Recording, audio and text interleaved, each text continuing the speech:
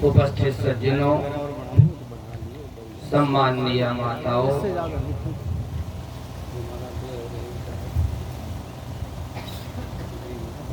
लीला पुरुषोत्तम योगीराज श्री कृष्णचंद्र भगवान गोकुल में बाल लीलाएं करते हैं। ध्यान देना,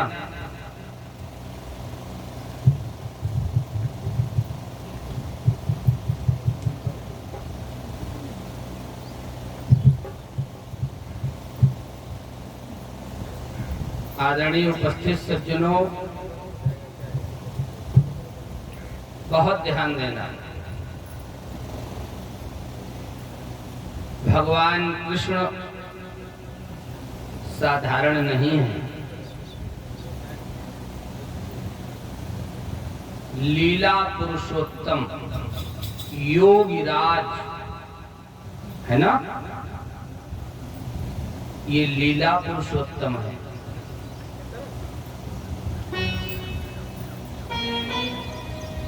परमात्मा जब त्रेता में आए तो वहां मर्यादा पुरुषोत्तम बनकर आए।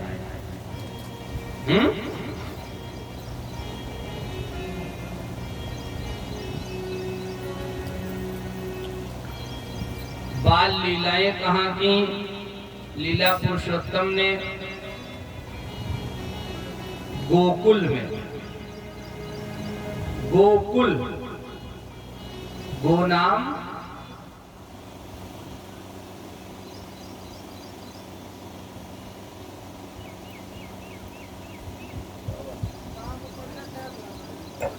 गो नाम इंद्रिय, क्यों है कि नहीं? गो गोचर जहां लगी मन जाई, और सो सब माया जानहु भाई। गो नाम इंद्रिय, जहां इंद्रियों का कुल है, जहां इंद्रियों का समूह है, वहीं तो बाल लीलाएं होंगी। क्यों? लीला कहाँ होगी? गोकुल में भगवान बाल लीलाएं करते हैं। वैसे श्रीमद् भागवत महापुराण में माखन चोरी की कथा का वर्णन नहीं है। हाँ, उसमें केवल एक प्यारा श्लोक लिखा है,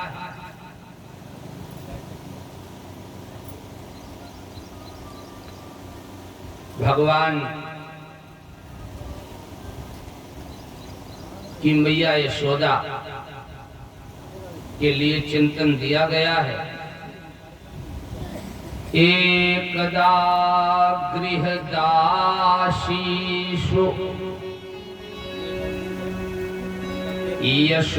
यशोदानंद गेहिनी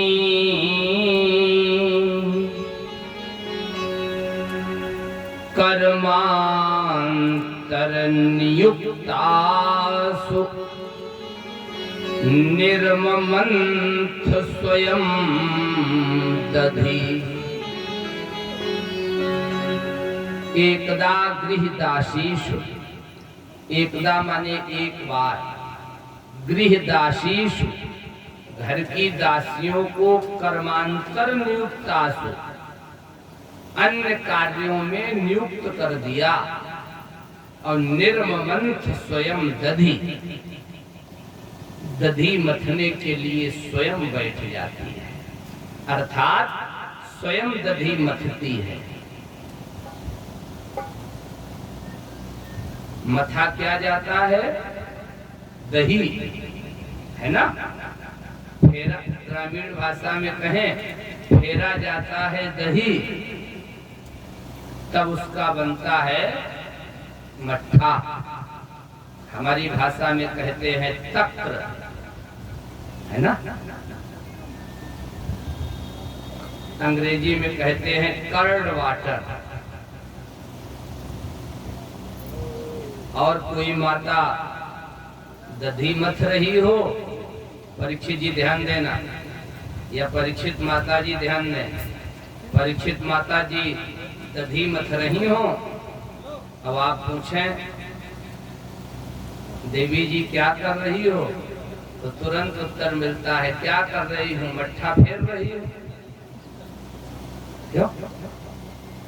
यही तो कहा जाता है। अरे मट्ठा फेरा जाएगा तो उसमें क्या निकलेगा? फेरा जाता है दही, क्यों? तो उस दही में दो तत्व बनते हैं, एक को बोलते हैं नवनीत जो ऊपर आ जाता है, और दूसरा होता है मट्ठा। यही तो है, लेकिन उसका भाव यही होता है, दही फेर करके माठा बना रही है। क्यों? कोई व्यक्ति साइकिल पर या मोटरसाइकिल पर कोई पोटली लिए जा रहा हो 10, 20, 30, 40 किलो की, आप उससे पूछें कहाँ गए थे भैया, तो वो तुरंत उत्तर देता है आटा पिसाने गए थे। तो विचार करो, भाई आटा पिसाओगे, आटा तो आटा में क्या पिसाओगे? क्यों? उसको कहना ये चाहिए गेहूं पिसाने गया था, क्यों? या गेहूं ले गया था, आटा बनवा लाया, है ना। लेकिन उसका भाव लोग समझ जाते हैं कि ये गेहूं ले गया था और आटा ले आया। यही तो है। मैया यशोदा दधी मथने के लिए, स्वयं दधी मथने के लिए बैठ जाती है। भागवत जी में इतना वर्णन है, लेकिन अन्य जगहों पर विद्वानों के चिंतन के अनुसार, आओ थोड़ी देर में, इससे बहुत प्यारी शिक्षा है। थोड़ा माखन चोरी की कथा पर प्रकाश डालते हुए आगे बढ़े। भगवान ने ग्वाल वाल चौर मंडल बनाया है ना, उसमें सभी मित्र इकट्ठे होते हैं। गोपियों के घरों में जाकर के माखन चुराते हैं। मैया यशोदा के पास शिकायत आती है। मैया यशोदा उन गोपियों से कहती है ऐसे मैं स्वीकार नहीं करूंगी, कोई भी किसी की शिकायत नहीं लिखी जाएगी। फिर कहा चोर को साथ में लेकर आओ। हाँ, एक दिन गोपियों ने मीटिंग की, कहा चोर पकड़ना, माखन रोज रोज चोरी हो जाता है, क्या करें?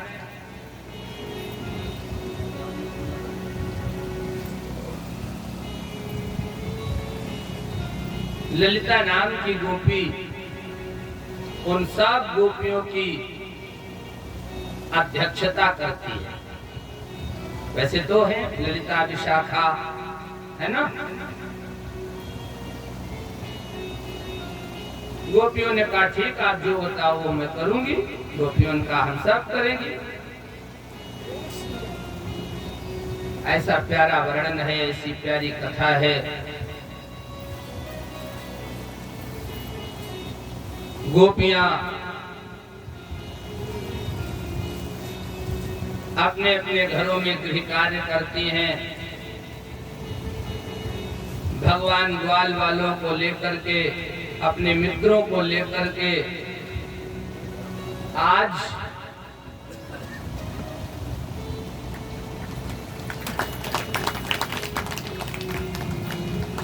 मैया यशोदा के लाल चोरी करने के लिए ललिता के ही घर पर जाते हैं।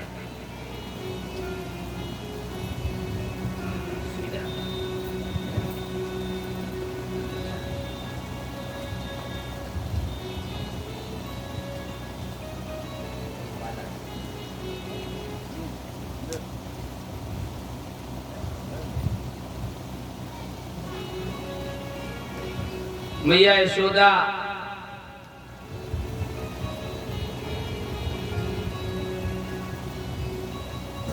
की गोद को सुशोभित करने वाले लीला पुरुषोत्तम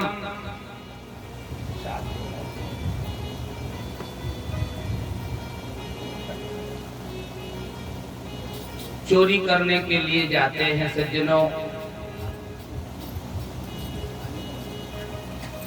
दरवाजा बंद है लेकिन उसमें कुंडी नहीं है। भगवान ने धीरे से देखा, मित्रों से कहा देखो सावधान रहना, आज दरवाजा बंद तो है लेकिन उसमें कुंडी नहीं लगी है। इसके मतलब कुछ गड़बड़ है। जागरूक हैं यहाँ के सब लोग। उपस्थित सज्जनों, फिर तो ऐसा वर्णन है। भगवान धीरे से अंदर बढ़े, एक एक करके धीरे से दरवाजा खोल के अंदर गए। आप लोगों को मालूम है मथुरा, वृंदावन, गोकुल आदि क्षेत्र में माखन को छींके पर टांगा जाता है ना?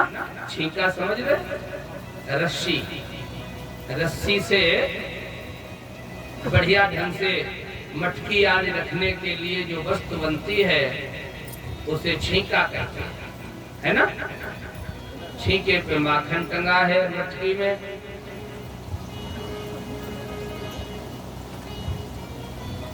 ऊंचाई बहुत है। कहा कैसे मिलेगा? मित्रों ने कहा जुगाड़ है। क्या है? आजकल भी आप देखते होंगे मथुरा में आज भी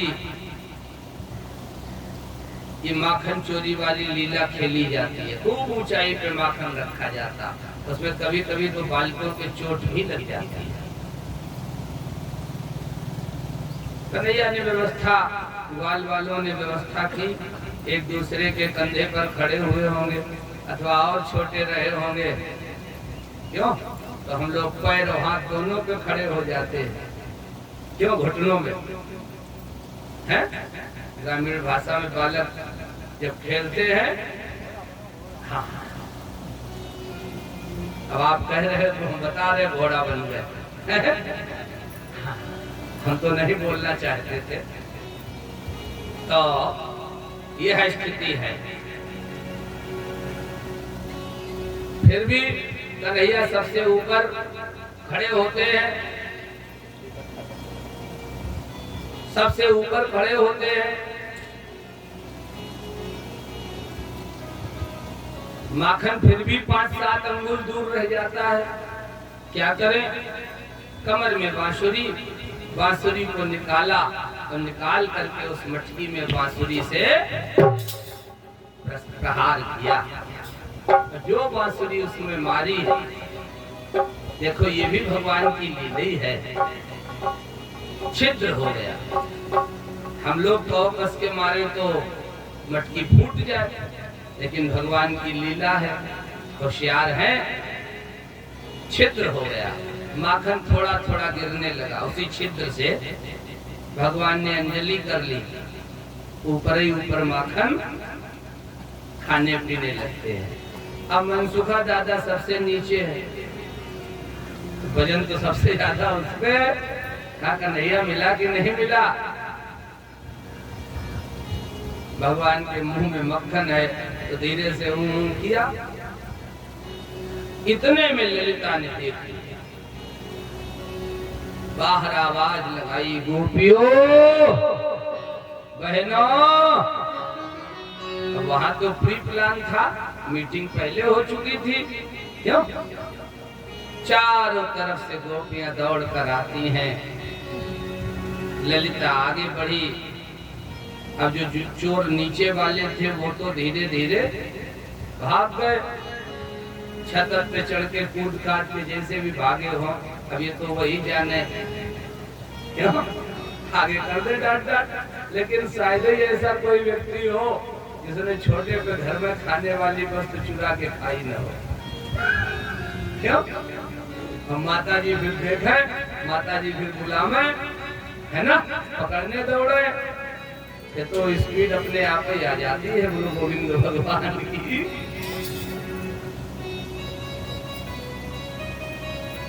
ऐसा प्यारा वर्णन। ललिता ने जाकर के कन्हैया को पकड़ लिया। जो कन्हैया को जाकर पकड़ा, आज बताऊंगी, है ना। अभी तक तेरी माँ कहती थी लाला को पकड़ के देखना, लाला को पकड़ के दिखाना। आज तुम्हारी मैया को मैं चल करके दिखाऊंगी, देखो तुम्हारा लाला चोरी करता है।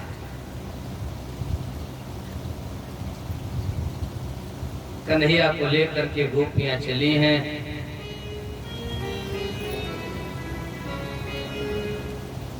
रास्ते में चौराहे पर एक बालक, वो बालक ललिता का ही है।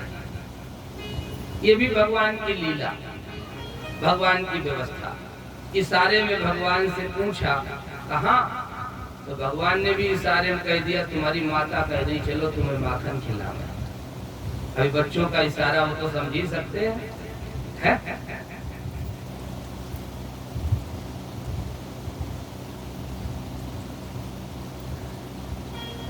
उसने कहा हम आ जाएं। भगवान ने कहा नेकी और पूछ पूछ जल्दी आओ। उसका लाला पास में आया। कन्हैया ने कहा ललिते उतनी देर से तुम मेरा हाथ पकड़ करके खींच रही हो, क्यों?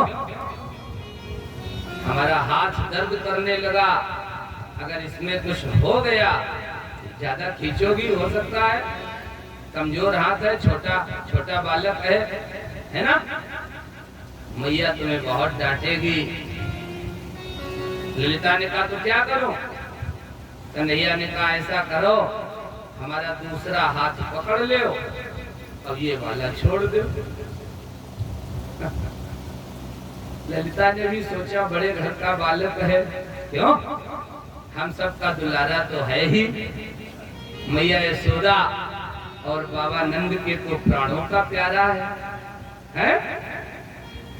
मैया यशोदा के पुत्र को जब ये निवेदन करते हुए देखा तो मैया यशोदा के पुत्र कन्हैया से ललिता ने कह दिया लाओ अपना दूसरा हाथ पहले पकड़ाओ। दूसरा हाथ पकड़ाया, किसका? उसी के लाल का। मैया यशोदा ने कन्हैया का हाथ छोड़ दिया, और जो कन्हैया का हाथ छोड़ा है, फिर तो आपको मालूम होगा, चोर छूट भर पावे। फिर स्पीड कहां से आती है, ये तो वही जान सकता है जो उस मार्ग पर थोड़ा बहुत चला हो, है?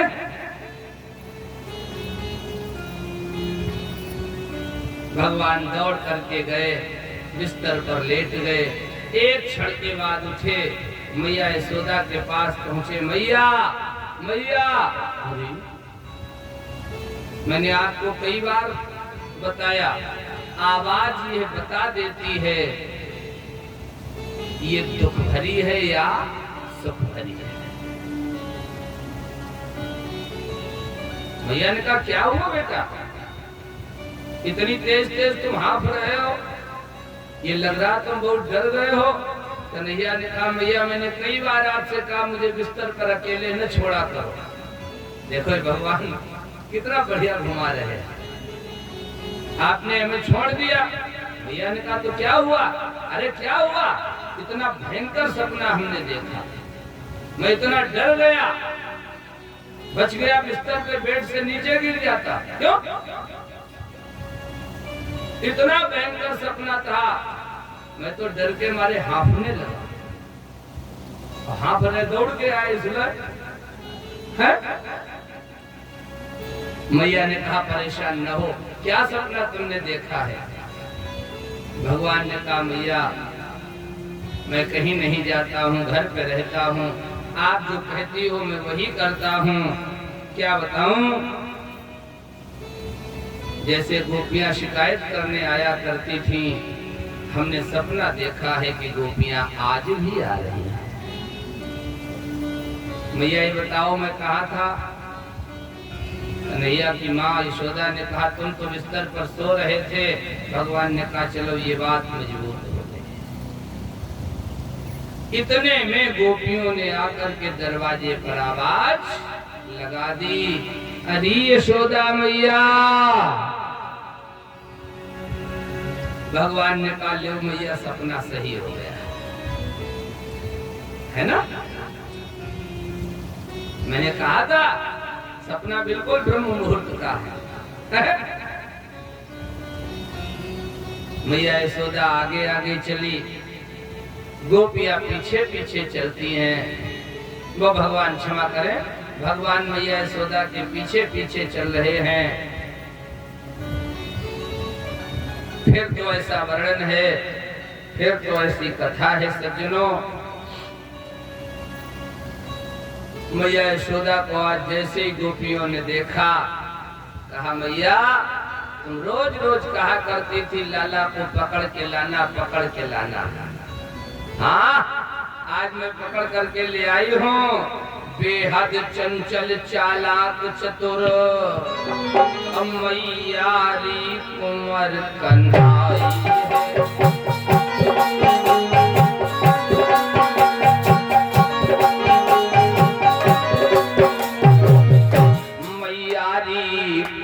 कन्हाई है। और देख तो तनिक बालापन में घर घर में धूम मचाई है।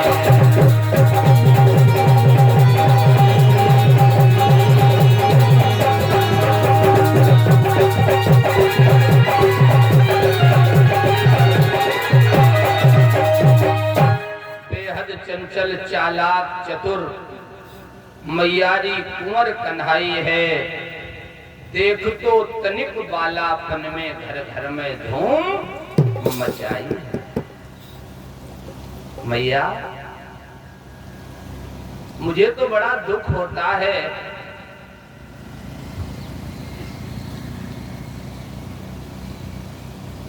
जिसके यहाँ 1.25 लाख गौ माताएं, क्यों? और उसका बालक माखन चोरी करे,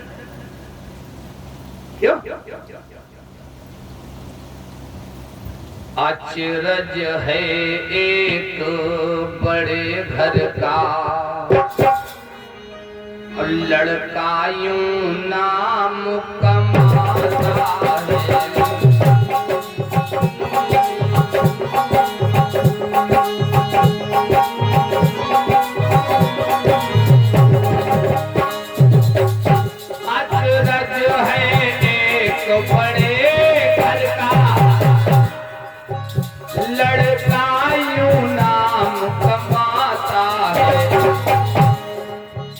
जिसके हैं 1.25 लाख गम में,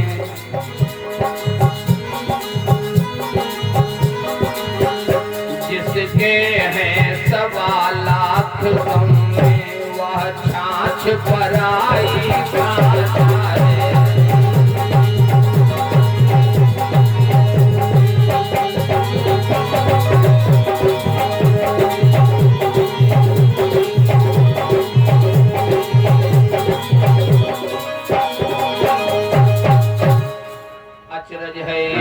घर का लड़का यूं नाम कमाता है,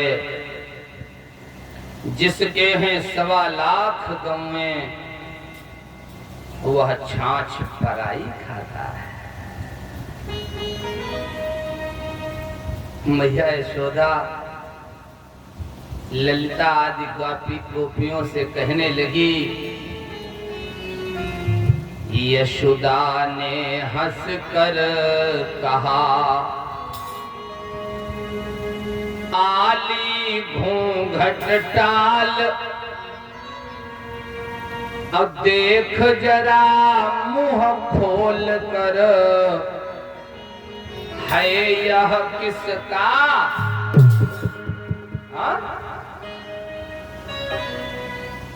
यशोदा ने हंसकर कहा, आली घूंघट टाल, और देख जरा मुंह खोल कर, है यह किसका? लाल। जो इतना कहा है मित्रों, आज उसी समय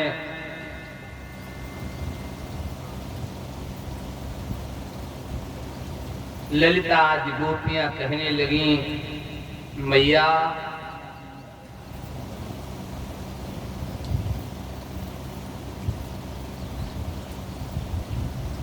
आज मैं आपके पुत्र को पकड़ करके लाई हूं, अभी भी देखो गोपियां देख नहीं रही हैं, अपनी बात कहे जा रही हैं। मैया यशोदा ने कहा भी, ललिता आदि गोपियों ने कहा, तुम्हें मालूम हम इसको प्रजपति कहती हैं, पर ये कैसा ब्रजनायक है। क्यों? हम तो इसको ब्रजपति कहती हैं, ब्रजनायक कहती हैं, लेकिन मुझे आश्चर्य होता ये कैसा ब्रजनायक है।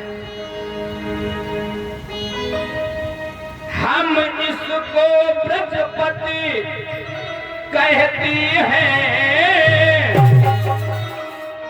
पर यह कैसा ब्रजनायक है। दधी माखन खाने लायक है, या कुलचे खाने लायक।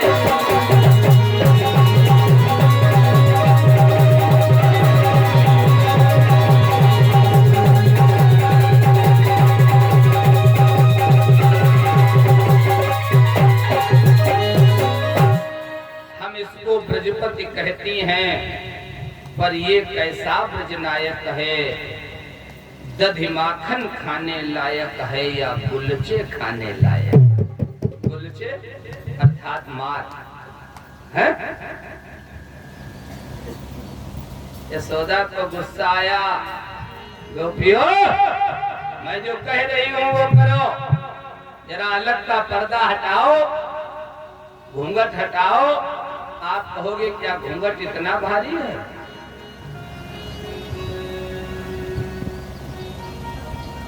बाबा तुलसी ने 5 प्रकार के घूंघट बताए हैं। मुख झापन सारंग दहन चंद्र अंगूछा जौन विजय करन अरुक्षय करना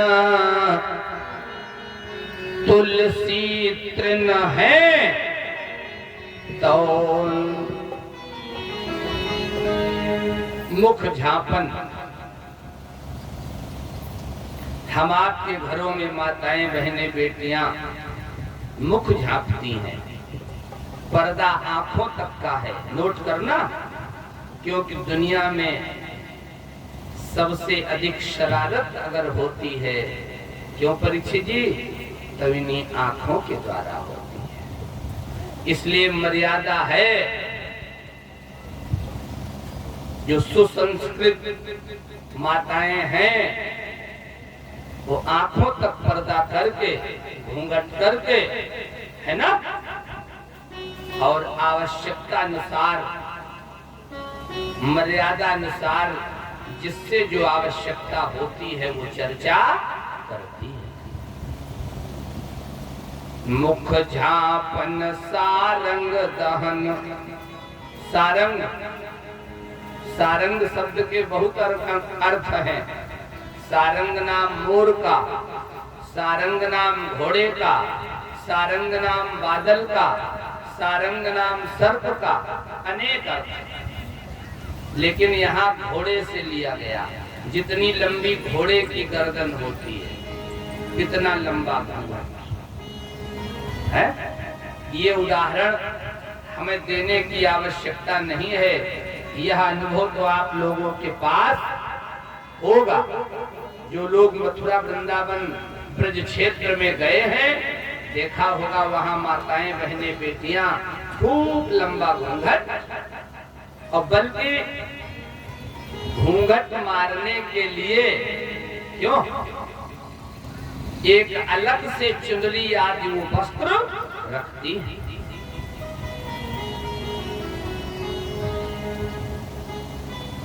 मुख झापन सारंग दहन चंद्र अंगूछा जौन।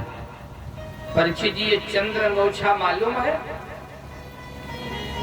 नहीं मालूम है? अगर नहीं मालूम है तो प्रैक्टिकल करना। कोई छोटे से बालक को 5, 7, 11 साल का हो, आप उसको थोड़ा ऐसा डांट देना, है ना, जो वो रोता हुआ अपनी माँ के पास पहुंचे। अब कहा है हमें परीक्षित जी ने मारा, है ना, फिर वो माता जी आधी साड़ी माथे घूंघट वाली, आधी माथे में, आधी दोनों कानों में फंसाती है, ऐसे ऐसे, और फिर कहती चलो देखें परीक्षित जी कितने बड़े पहलवान हैं। लेकिन हमें तो लगता है आपको इसलिए नहीं मालूम है क्योंकि यहाँ ऐसी माताएं हैं नहीं, यहाँ सब देवियां हैं। क्या बात है, पति को परमेश्वर समझ के पूजा करती हैं, क्यों, सास ससुर को देवी देवता मानती हैं, अपने घर को ही मंदिर समझती हैं। बोलो गोविंद भगवान की। मुख झापन सारंग दहन चंद्र अंगूछा जौन विजय करन अरुक्षय करन। जब ये माताएं बहनें बेटियां किसी को आशीर्वाद देती हैं तो ये अपने साड़ी का पल्ला उसके सिर पर रखती है। परीक्षित जी, है प्रैक्टिकल। बेटे का तिलक चढ़ने जा रहा हो अपने यहाँ, आचार्य जी कहते हैं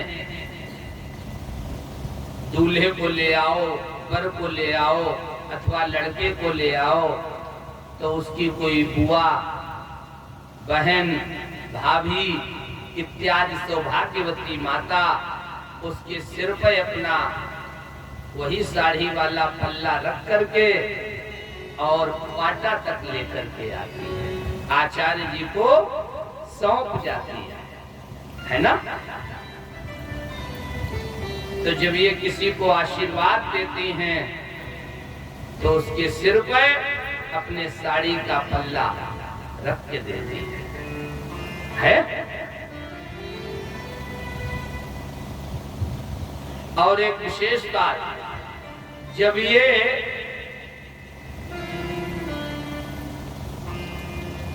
विजय श्री पाने के लिए, ध्यान देना, जब ये अपने जीवन में शुभ हो ऐसा पाने के लिए आशीर्वाद लेते हैं, प्रसाद लेते हैं, तब भी ये अपना साड़ी का यही पल्ला, क्यों? ग्रामीण स्तर पर एक शब्द से और कहा जाता पोंछा, क्यों? अब दुर्भाग्य है भारत देश का, हाँ, साड़ी विदेशी संस्कृति का प्रभाव है, हाँ, अभी तो फिर भी अपने यहाँ मर्यादा है, क्यों? तो हमें साड़ी में मिल जाती हैं, है ना? वैसे किस किस स्थिति में मिलती है आप सब लोग देखते हो, है ना? क्या आशीर्वाद मिले, बोलो गोविंद भगवान की जय। ये सब पाश्चात्य सभ्यता का प्रवेश। हो सके तो कथा को अपने जीवन में धारण करना, माताओं, बहनों, बेटियों। मर्यादा सुरक्षित साड़ी में है।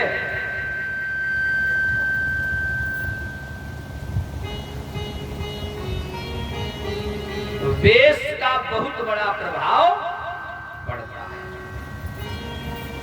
एक तो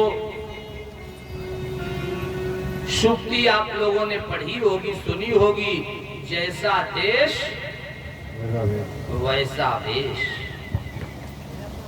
कि नहीं है?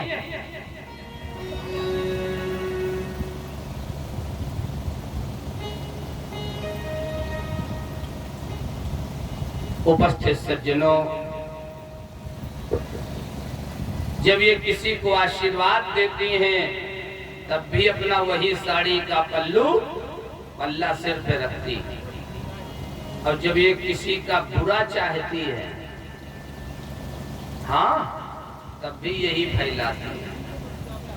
परीक्षित जी, इस पर एक 2 मिनट का छोटा उदाहरण है ना? आपने अपने जीवन में किसी बेटी का विवाह कराया? हाँ, जिसने कराया हो, मध्यस्थता की हो, जो मध्यस्थ रहा हो उसे मालूम होगा, ठीक है ना? आप किसी का विवाह करावें और वो बेटी बहुत अच्छे घर में पहुंच जाए, दासियां सेवा करें, बिस्तर पर चाय मिले, अब आप पहुंच जाएं 2-4 साल बाद और कहें, बेटा ये हमारी कलाकारी है जो तुम्हें इतने बड़े घर में पहुंचा दिया। जानते तो वो बालिका क्या कहेगी, इसमें तुम्हारी कलाकारी क्या है, हमारी किस्मत देखो कैसी लहराई रही, किस्मत लहरा रही, बहुत ध्यान देना। अब कहीं बाई चांस जे ऐसे घर में पहुंच जाएं,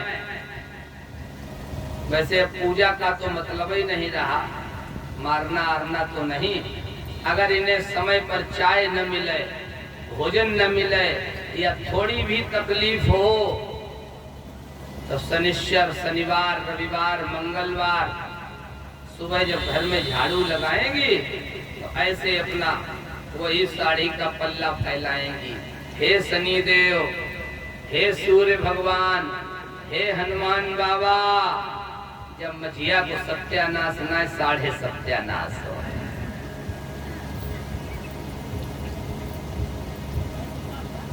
मुख झापन सारंग दहन, चंद्र अंगूछा जौन, विजय करन अरुक्षय करन, तुलसी तृण है तौन। तृण माने घूंघट। आप कहोगे इसका प्रमाण क्या है? आओ चलो सुंदर कांड में। लंका का राजा रावण सीता के पास पहुंचा है अशोक वन में, है ना? रावण ने सीता से कहा, एक बार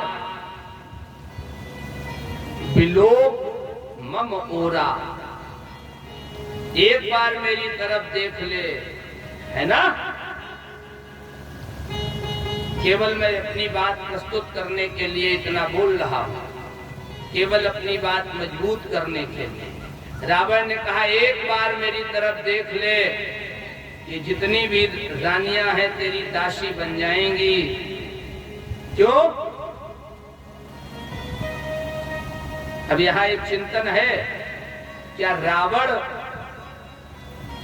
सीता को अपनी तरफ देखने के लिए कहकर के क्या करवाना चाहता है?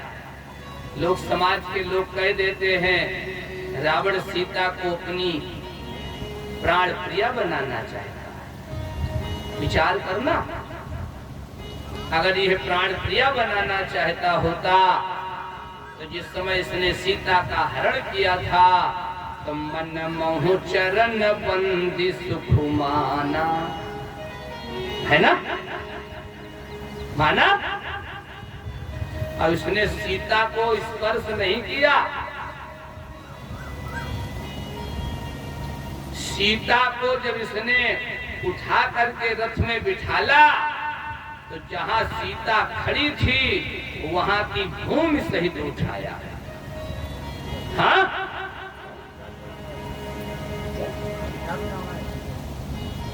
नोट करना। इसके लिए आपको अध्यात्म रामायण का अध्ययन करना पड़ेगा। हाँ, मानस में तो इतना है, मनमोह चरण बंदी सुख माना। क्यों? रावण को शाप लगा है,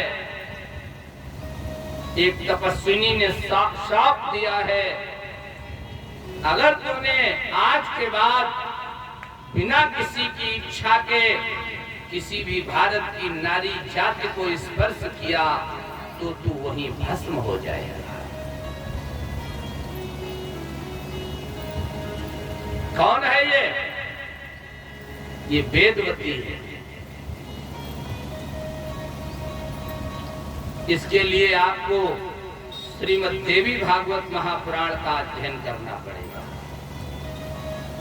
अब ये वही वेदवती छाया सीता बनी है ना। जिस समय भगवान राम ने खरदूषण का वध किया है, लक्ष्मण गए बनहि जब लेन मूल फल कंद। क्यों? जनक सुतासन बोले, भगवान बोले हैं, हरस प्रसन्न होकर के बोले हैं। क्या बोले? तुम पावक मोहु करहु निवास,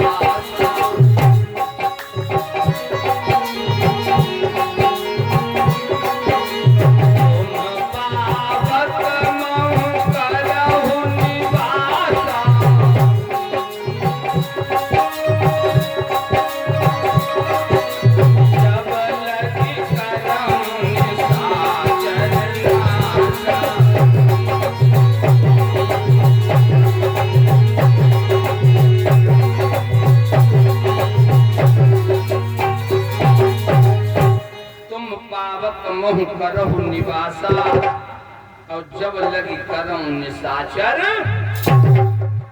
है ना। तुम पावक माने अग्नि में निवास करो जब तक हम निशाचरों का नाश करें। श्रीमद् देवी भागवत महापुराण के 9वें स्कंध के अंतर्गत पढ़ना आप लोग, ठीक है। हम रेफरेंस दे रहे हैं। ये वेदवती कुशध्वज की बेटी है। इसकी माता का नाम मालावती है। वेदवती ही सीता के रूप में अवतरित हुई और इसने रावण को शाप दिया था, मैं ही तुम्हारी मृत्यु का कारण। और जो माया अर्थात सीता छाया बनी अग्नि से, ठीक है ना। चलो बहुत कीमती बात बता दूं, मौके की बात आ गई दादा नोट करना, लेकिन प्रार्थना वही वाली है। हाँ ठीक है ना, वही बहुत प्यारा वर्णन। तुम पावक मोह करो निवासा, और जब लगे करो निशाचर, है ना।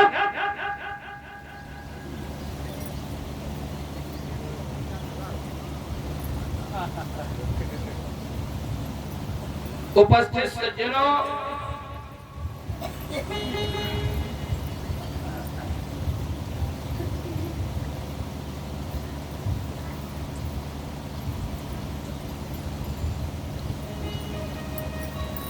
ये वेदवती वहां पर आई है और श्री राम और अग्निदेव की आज्ञा से, है ना, इसने निवास किया है।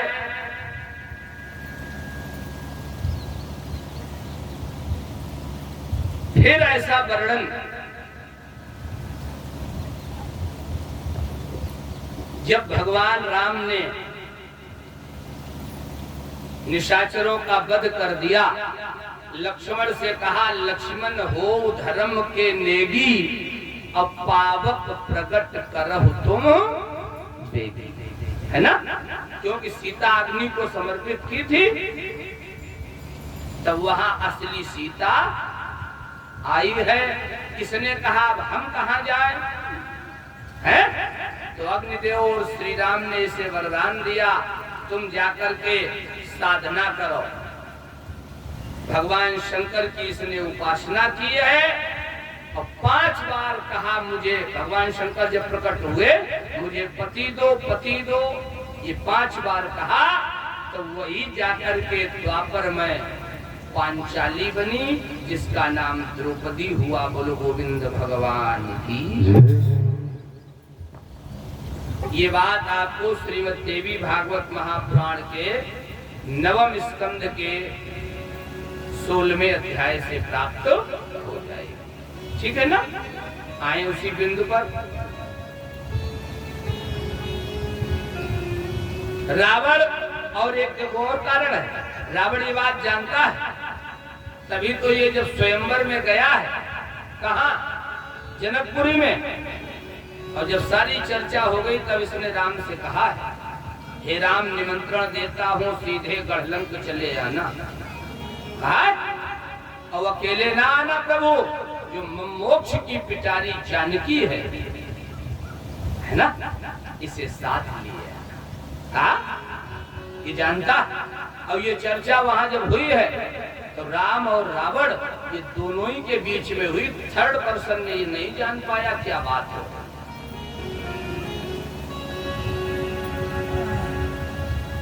इसलिए रावण जानता है लोक कहोहि अब लोकत तोरे। एक और कारण है, रावण जानता है अगर सीता कृपामयी दृष्टि से देख लेगी तो मैं लोकपाल बन जाऊंगा, है ना, फिर मेरा वध। हाँ आप कहें क्या सीता ने यह आशीर्वाद किसी को दिया है? क्यों दिया है? अजर अमर गुण निधि सुत होऊ, दिया। सीता के देखने मात्र से, कृपामयी दृष्टि से देखे तो लोकपाल, और सीता अगर क्रोध भरी दृष्टि से देखे तो रावण कहता मैं चल करके राख हो जाऊंगा, लक्ष्मण राम हमें नहीं मार पाएंगे। लेकिन ये क्रोध भरी दृष्टि से देखेगी नहीं। देखो एक और इसमें अंतर कथा आ गई, बिना इसको सुनाए हुए बात मजबूत नहीं होगी, है ना। ये अंतर कथा क्या है? उपस्थित सज्जनों, मैं केवल कथा पूरी नहीं सुनाऊंगा, बहुत विलंब होगा। राम कथा की बात है, जब कहीं राम कथा होगी तो इसको डिटेल में सुनाता हूँ। सीता ने भोजन परोसा है। एक जगह हमने एक महात्मा से, एक विद्वान से सुना, सीता ने भोजन परोसा, उस भोजन में तिनका निकल आया। एक तो हमने ये पढ़ा, और एक महात्मा से, विद्वान से हमने सुना है, जब बहू प्रथम बार आती है तो प्रथम बार बहू घर में प्रथम दिन भोजन बनाती है। अब उस दिन बूढ़ी माताएं, सासू माताएं बहू की परीक्षा लेती है ना। ऐसा वर्णन है मित्रों। माता जी ने सोचा देखे बहू होशियार है कि नहीं। ये हमने एक वक्ता से सुना। मेरी बात बड़ी स्पष्ट रहती है। जो बात पढ़ा लिखी की हमारी है, लिखा पढ़ी की है, वो हम बता देते। जो हमने विद्वानों से सुना वो हम बता देते। जहाँ मेरा विचार होता वो भी बात बताते। माताओं ने सीता से भोजन बनाने के लिए, सब्जी आदि बनाने के लिए अपने यहाँ पहले मसाला सिलबटना पे पीसा जाता था। क्यों?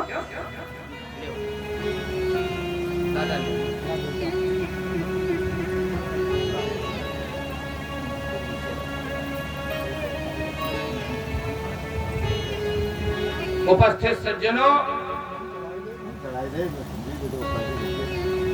माता सीता से मसाला पीसने के लिए उसमें हल्दी, धनिया, मिर्चा आदि रोक रखी, उसमें कुछ थोड़े कंकड़ आदि रखी है। हाँ, ये भी कथा आती है। उपस्थित सज्जनों, एक महात्मा से हमने सुना, सीता ने मसाला पीसने के लिए हल्दी को सिलबटना पे रखा। नोट करना, मसाला रखा, हल्दी की गांठ एक गोल होती है, क्यों? उसमें जैसे ही बटना मारा, हल्दी की गांठ स्लिप हो गई, सरक गई, दूर जाकर गिरी। और जब कोई व्यक्ति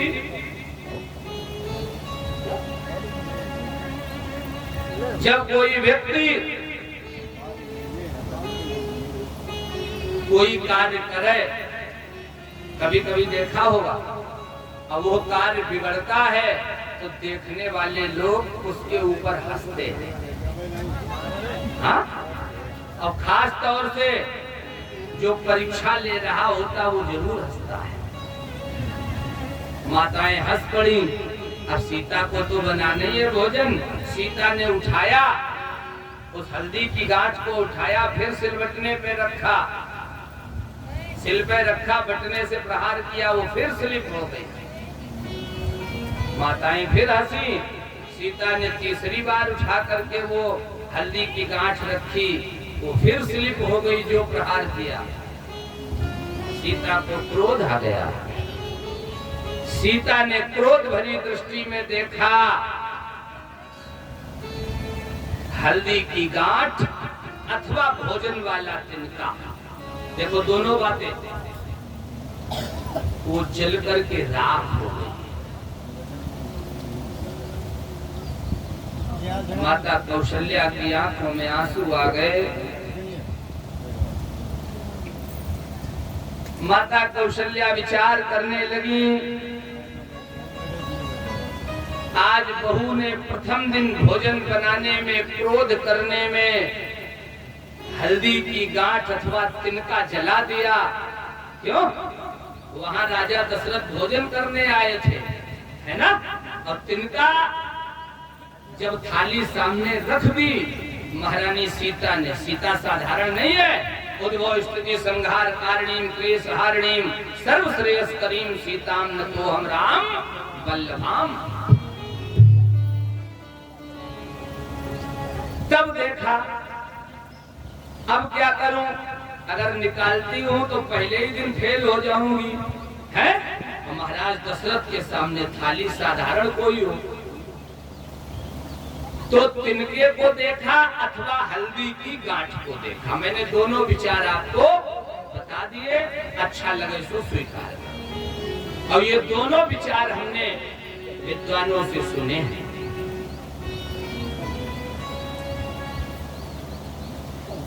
महारानी कौशल्या की आंखों में आंसू आ गए।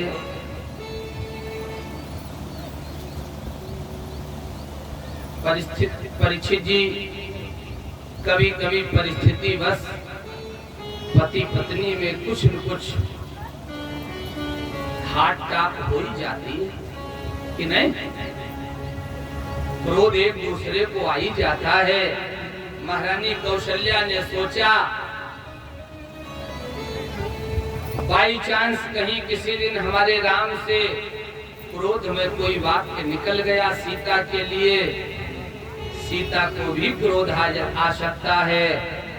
और अगर इसने क्रोध भरी दृष्टि में मेरे राम को देख लिया, क्यों?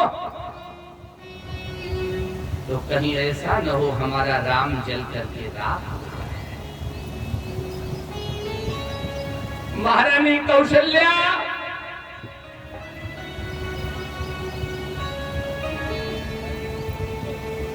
अपनी साड़ी का वही पल्ला महारानी सीता के सामने जाकर के फैला देती है। बहू बेटा, हर कोई सासू माता,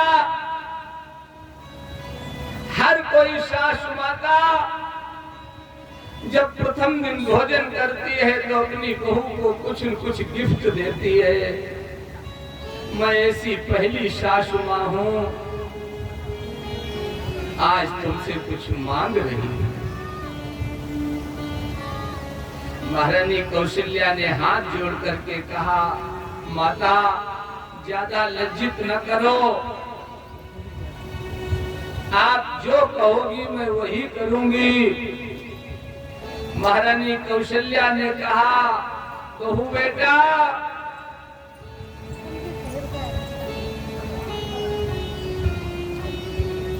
मैं तुमसे एक वचन मांगती हूँ, अगर हो सके तो मेरी झोली में डाल देना। सीता ने कहा, कहो।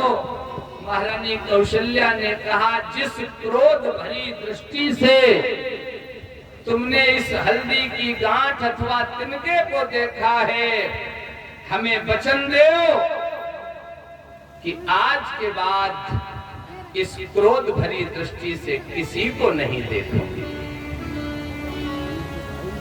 महारानी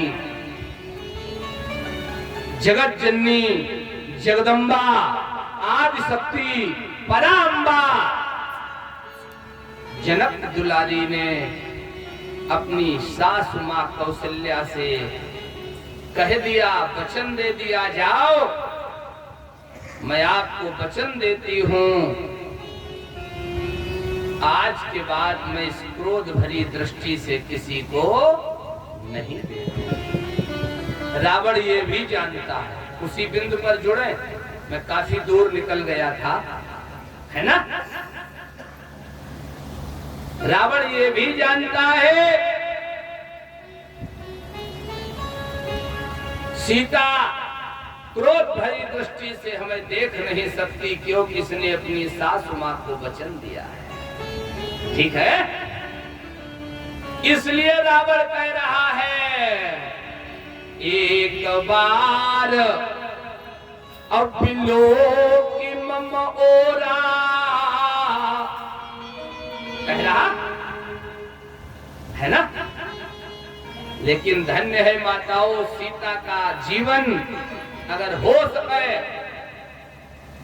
तो 7 दिन की सुंदर कथा से इस बिंदु को अपने जीवन में धारण कर लेना। सीता क्या करती है? तृण धरि ओट कहती वैदेही,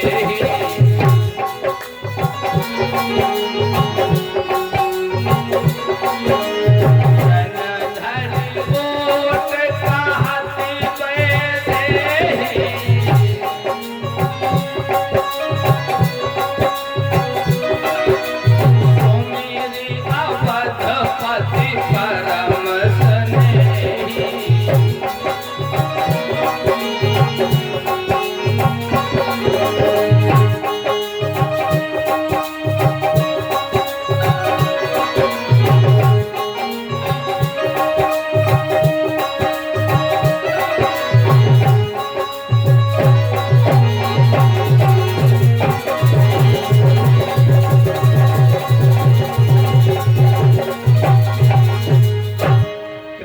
धरि ओट, क्यों? तृण माने घूंघट, घूंघट की ओट में, ठीक है ना?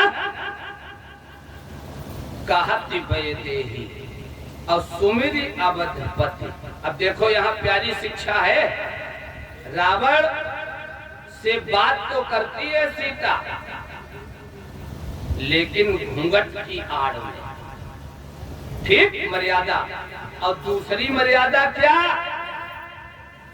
बात तो करती है रावण से, लेकिन सुमिरि अवधपति परम स्नेही, स्मरण अवधपति अर्थात अपने स्वामी का करती है। तो हमें तो लगता सीधा संदेश है माताओं, मर्यादित स्थिति में रह करके बात, हम जो भी रिश्ते हैं संसार में, उन रिश्तों को सुरक्षित रखने के लिए हम मर्यादित स्थिति में, मर्यादित माने घूंघट आदि में रह करके हम बात भले ही किसी से करें, लेकिन याद सदैव अपने स्वामी का ही करें।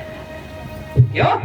चिंतन अपने स्वामी का ही करें, स्मरण अपने स्वामी का ही करें। अगर आप अपने स्वामी का स्मरण करके मर्यादित स्थिति में संसार के रिश्तों को सुरक्षित रखने के लिए किसी से चर्चा करती हैं, तो शायद मर्यादा भंग नहीं। परीक्षित जी ठीक है कि नहीं? हो सके तो बात मानना। तृणधरी ओट कहति वैदेही, तृणधरी ओट कहति वैदेही, सुमिरि अवधपति परम स्नेही।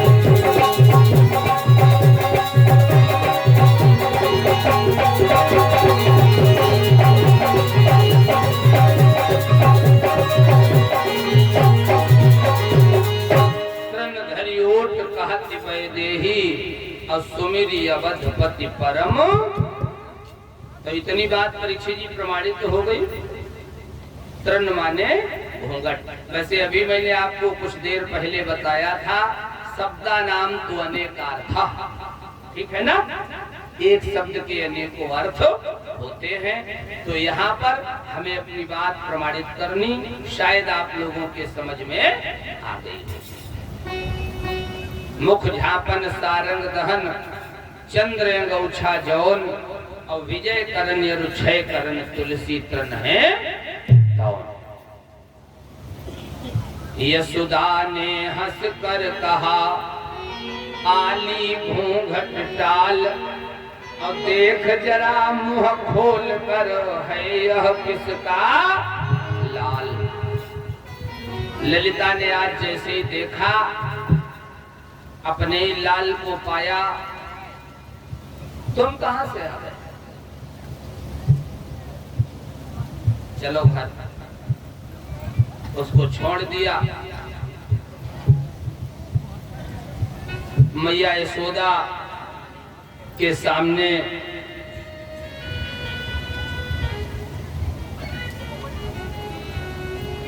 गोपियां चुपचाप खड़ी हैं। कितने दिन से कह रही, आज भी कह रही थी, कन्हैया को पकड़ के लाई हैं, है ना? भगवान ने देखा मौका बढ़िया है ना? सो धीरे से मैया यशोदा के पीछे से आगे आए अथवा अंदर से बाहर आए। देख रहे, हमने आपको एक दिन बताया था, जीवन में 3 शब्द याद रखना। क्यों? समय, स्थल और दिमाग। टाइम, प्लेस और मूड, जिसको दूसरे शब्दों में कहते देश काल परिस्थिति। कौन सी बात किस समय कही जाए, है ना, कहने का स्थल क्या है और जिससे कहा जा रहा उसका दिमाग कैसा है, मूड कैसा है। क्यों? अब इतना अगर आपने जान लिया तो समझ लेना जीवन में जल्दी कोई परेशानी आने वाली नहीं है। कठिन बहुत है कि नहीं? पंडित जी सुबह टहलने निकले, अब आप कहते पंडित जी बताओ एकादशी कब है? कब है? अरे अभी टहलने का वक्त है, माना है ना, मूड टहलने वाला है, न तो समय है, ना स्थल है, ना मूड है। सुबह पंडित जी जिस समय पंचांग खोल करके संध्या वंदन के बाद बैठे हो, आप आइए, पूछिए। अगर कहीं बाई चांस रास्ते में बता दिया, गलत निकल गया, तो आप कहेंगे पंडित जी को कुछ मालूम नहीं। नहीं बताते तो कहो पंडित जी बड़े घमंडी है कि नहीं? और जब पंचांग खोल के बैठे हो, आप पहुंचिए, आपको सही प्राप्ति हो जाएगी, सही जानकारी हो जाएगी।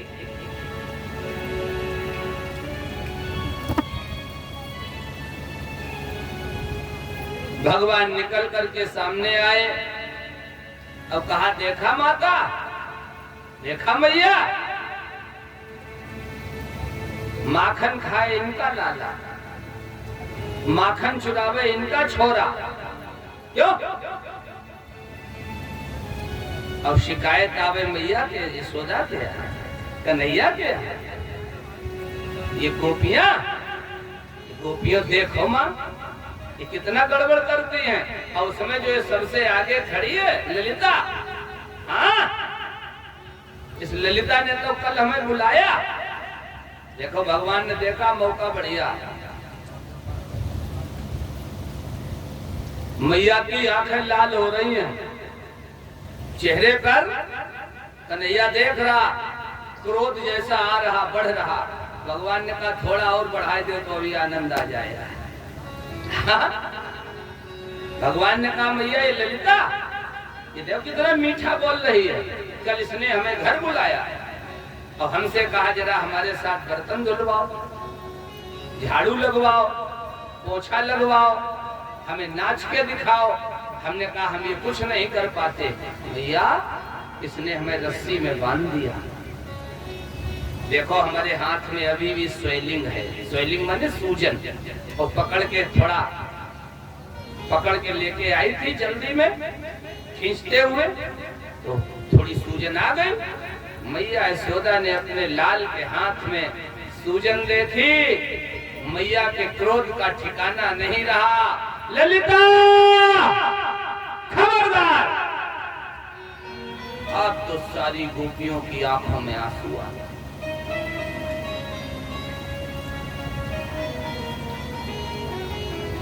गोपियों ने कहा मैया,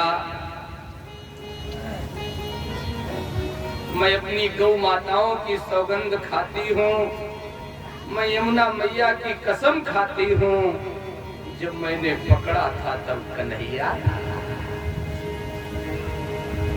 मैया साक्षी गोधन की है,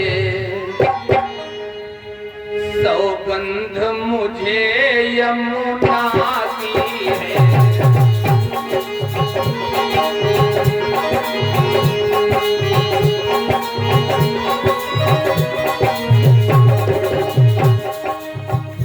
मैया साक्षी गोधन की है, सौगंध मुझे यमुना की है। जो कुछ भी तू यह देख रही, जो कुछ भी तू यह देख रही, सब मोहन की चालाकी है।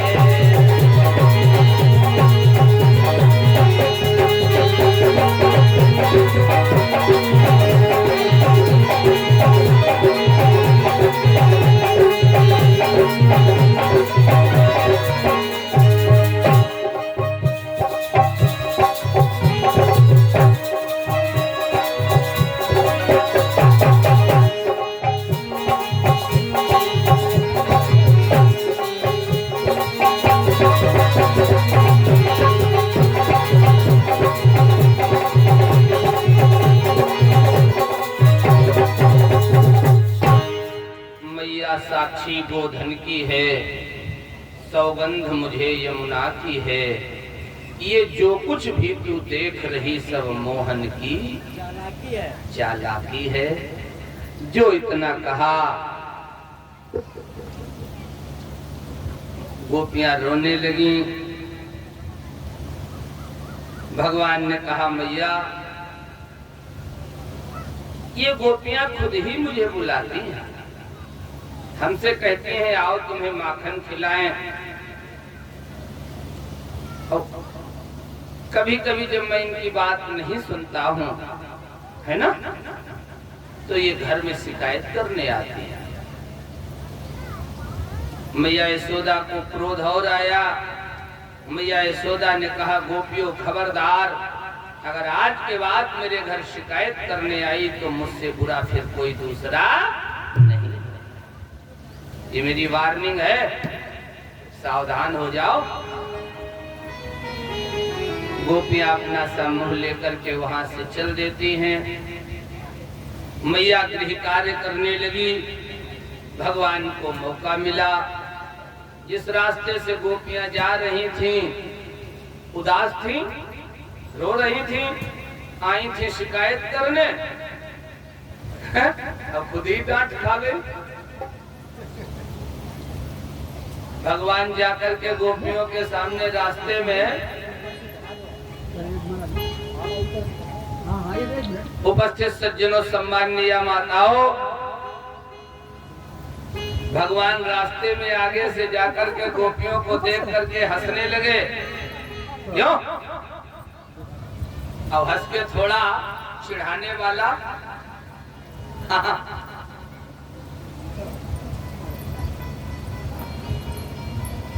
दृश्य भगवान ने उपस्थित किया।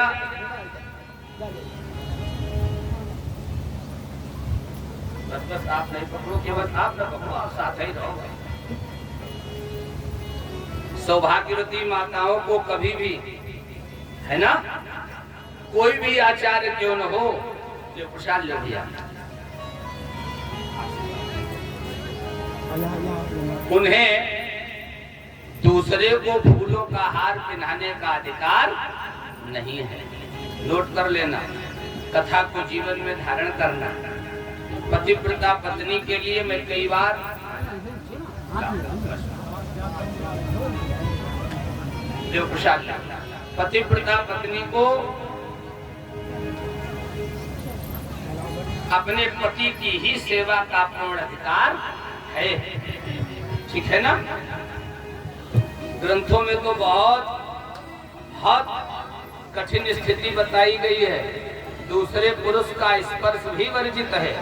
और मैं कई बार आपसे निवेदन करता हूँ सभी माताओं से, है ना, अगर हो सके तो चाहे कोई वक्ता क्यों न हो, है ना, अगर आपको आशीर्वाद लेना है तो सुबह उठकर के अपने पति को प्रणाम करें, अपने स्वामी को प्रणाम करें, अपने स्वामी के चरण छुएं। जीवन में कभी दूसरे के चरण छूने की आवश्यकता नहीं पड़ती। बात हो सके तो मानना। बहुत प्यारा वर्णन है सज्जनों। गोपियां जोर जोर कन्हैया की तरफ देख करके रोने लगी। भगवान ने कहा और शिकायत करने जाओ, है?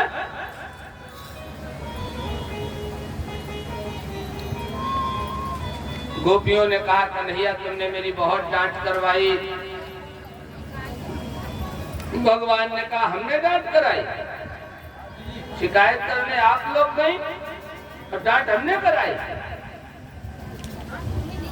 जाओ, आज के बाद हम कभी भी आपके घर नहीं आएंगे। गोपियां कहने लगी कन्हैया मेरे घर जरूर आना, आप आओगे नहीं तो मुझे अच्छा नहीं लगेगा। भगवान ने कहा तो सौगंध खाओ कि आज के बाद कभी शिकायत करने नहीं जाऊंगी। गोपियों ने कहा शिकायत नहीं करूंगी, है ना। इधर मैया ने विचार किया, जैसा कि मैंने आपको श्रीमद् भागवत महापुराण के 10वें स्कंद के 9वें अध्याय का प्रथम श्लोक पढ़ के सुनाया था। एकदा गृहदासीषु यशोदा नंद गेहिनी कर्मांतर नियुक्तासु निर्ममंथ स्वयं दधी। क्यों विचार किया? रोज रोज गोपियां शिकायत करने आती हैं, तो रोज रोज ये फर्जी शिकायत, झूठी शिकायत नहीं। इसके मतलब हमारा कन्हैया भूखा रहता है, इसका पेट घर में भरता नहीं है, तभी तो ये दूसरी जगह जाता है।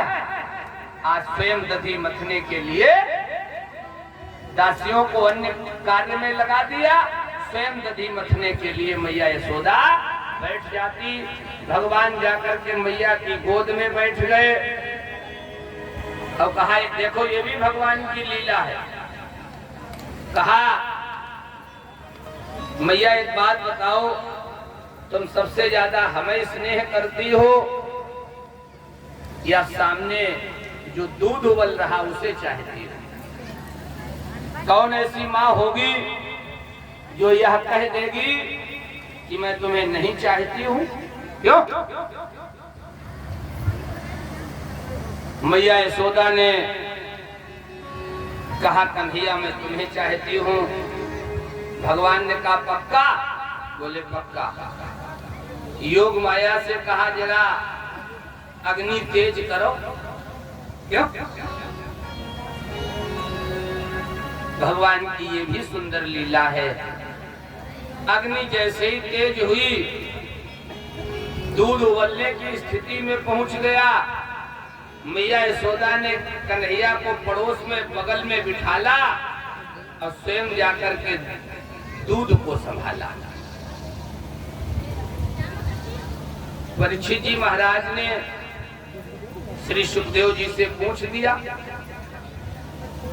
अभी मैया ने कहा था मैं कन्हैया को चाहती हूँ, क्यों?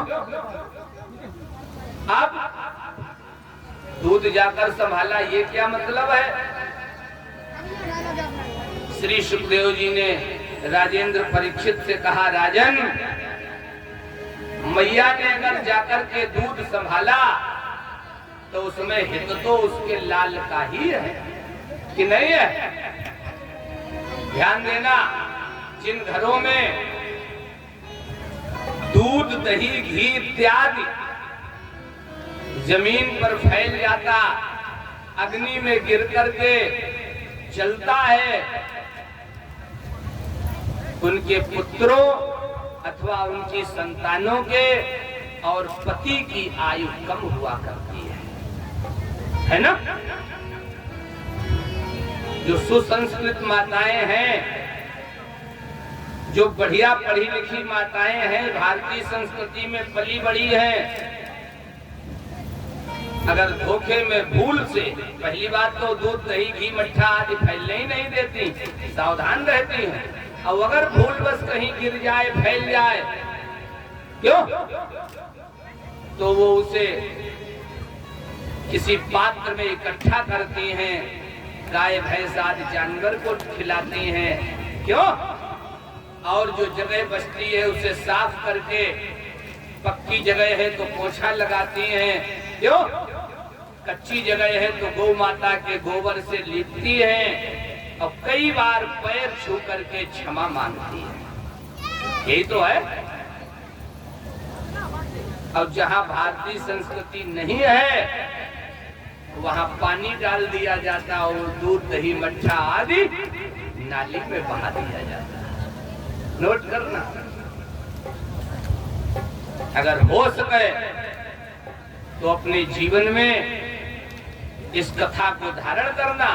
मैया को तो अपने लाल से ही प्रेम है, तभी तो जाकर के माता दूध को सुरक्षित करती है, उबलने से बचाती है। मैया ने जाकर के दूध की सुरक्षा की। भगवान को मौका मिला, भगवान ने सज्जनों जिस मटकी में मैया दधी मथ रही थी उस मटकी से मथानी को निकाला। मथानी समझ रहे है ना?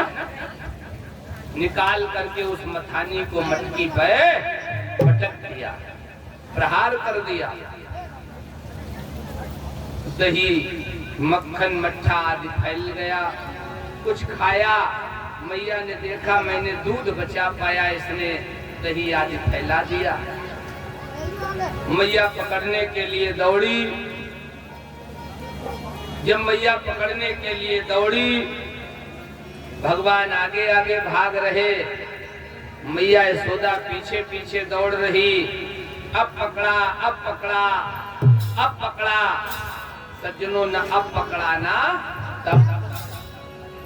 अंत में मैया थक करके बैठ गई। कन्हैया, चाहे पूरा जीवन क्यों न लग जाए, मैं तुझे पकड़ के ही रहूंगी। और जब पूरा जीवन लगा दिया तो भगवान ने कहा, ले मैया पकड़ ले। क्यों? जब तक जीव के हृदय में अहंकार रहेगा तब तक परमात्मा पकड़ में आने वाला नहीं। क्यों?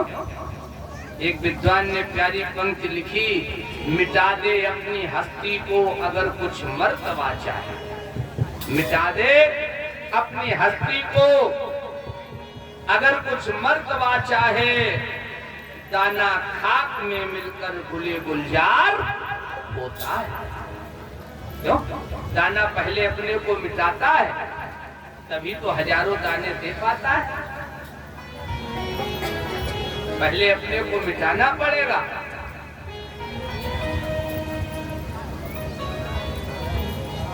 तुझे मैं देने से पहले बता दूं, बड़ी तल्ख होती पिलाने से पहले।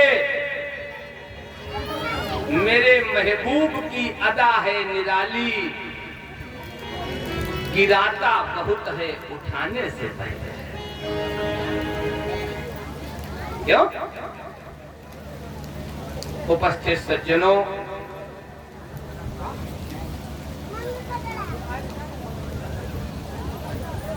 फिर तो ऐसा वर्णन है, ऐसी कथा है।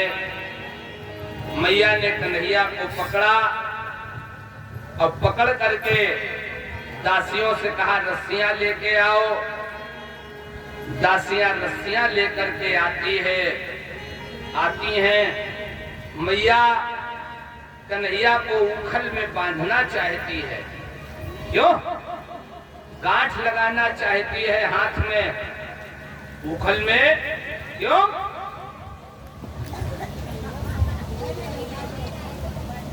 जब गांठ का नंबर आता है, रस्सी 2 अंगुल छोटी हो जाती है।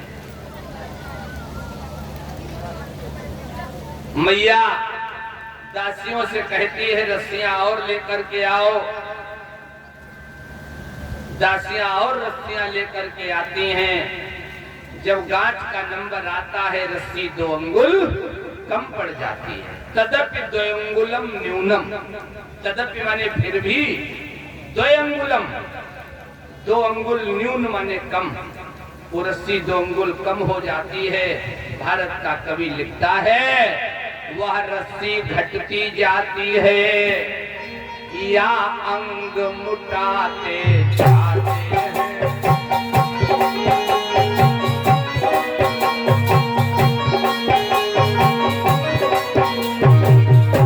या अंग मुटाते जाते हैं। और मैया खिजलाती जाती है, मोहन मुस्कुराते जाते हैं।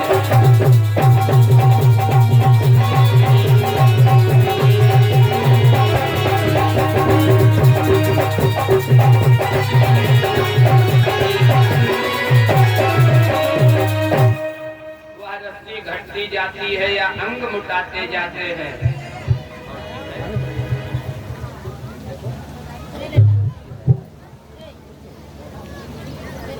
मैया खिजलाती जाती है, मोहन मुस्कुराते जाते हैं। सज्जनों,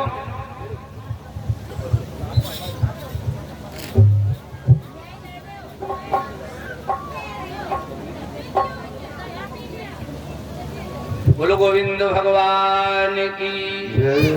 मैया खिजलाती जाती है, मोहन मुस्कुराते जाते हैं। अब परीक्षित जी यहाँ भी देखो, कोई क्रोध में हो, क्यों? अब जिसके ऊपर क्रोध हो रहा हो वही मुस्कुरावे है। मैया को क्रोध और बढ़ गया, कन्हैया चाहे पूरा जीवन क्यों न लग जाए मैं तुझे पकड़ के ही बांध के ही रहूंगी। पकड़ तो लिए ही है, क्षमा करना, बांध के रहूंगी।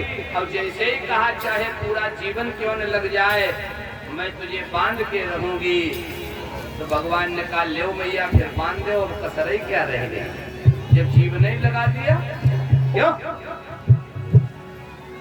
मैया ने उखल में बांध दिया। उपस्थित सज्जनों गृह कार्य करने लगी। भगवान को मौका मिला। आज उसी समय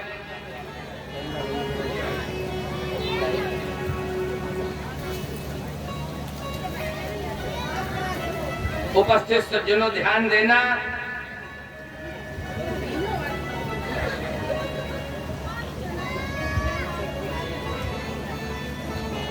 Done.